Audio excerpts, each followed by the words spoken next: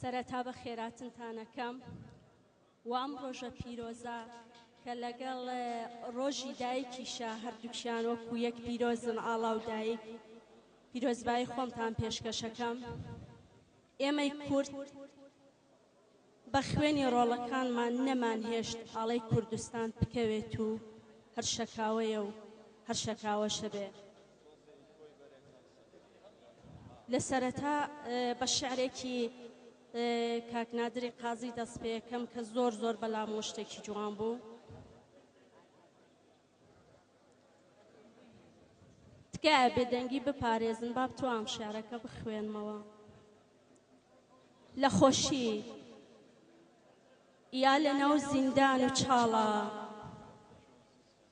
لە شادی یا لە ژینی سەخت و تاڵە، لە غوربەت یا لەناو خزم و لە ماڵە، لە ڕۆژ و حەوتۆ و گشت مانگ و ساڵە، هەموو بیرم ئەتۆی ئەی خاک و ئاڵە.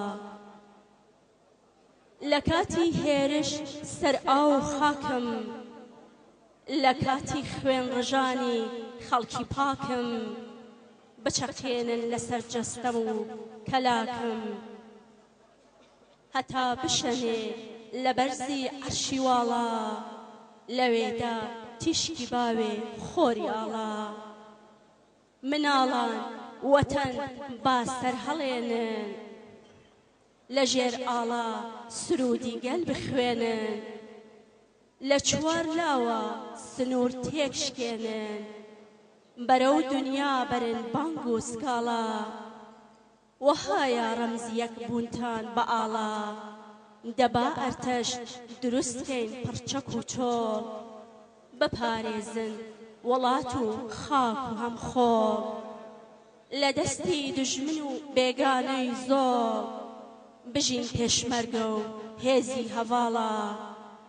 بەبوونی ئێوە ئەوڕۆ بەرزە ئاڵا، بە چوار ڕەنگت قەسەم تا ماوە ژیانم، فیدای تۆ بێ سەر و ماڵ و گیانە، نیهایەت تۆ هەموو ئاواتەکانە، کە مردم وا لە دەوری بەژن و باڵا، کفن پێچم کە بەو چوار ڕەنگی ئاڵا.